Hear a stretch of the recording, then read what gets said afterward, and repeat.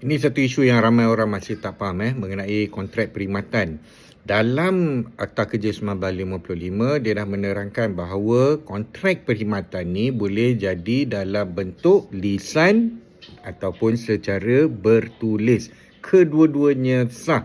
Tapi itu bukanlah bermaksud majikan boleh kata, kalau aku tak keluarkan surat pun tak apalah, aku bagi kontrak secara lisan. Tak, dia bukan semudah tu.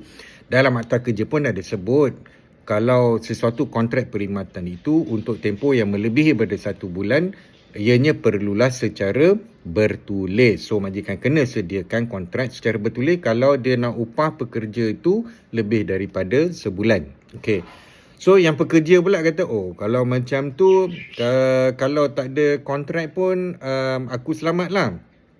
Memang saya cakap tadi, secara lisan pun dikira sebagai kontrak. Tapi sebaiknya biarlah awak mulakan satu kerja itu dengan adanya kontrak bertulis. Sebab sekiranya ada apa-apa masalah berlaku, lebih mudah awak untuk membuktikan bahawa awak ada kontrak perkhidmatan dengan majikan.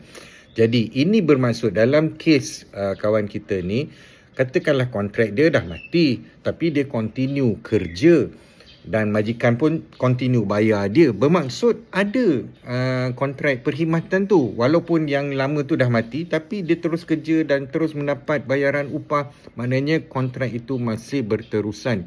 Oleh itu, pekerja tu kalau dia nak berhenti, dia perlulah memberikan notis yang secukupnya. Okey?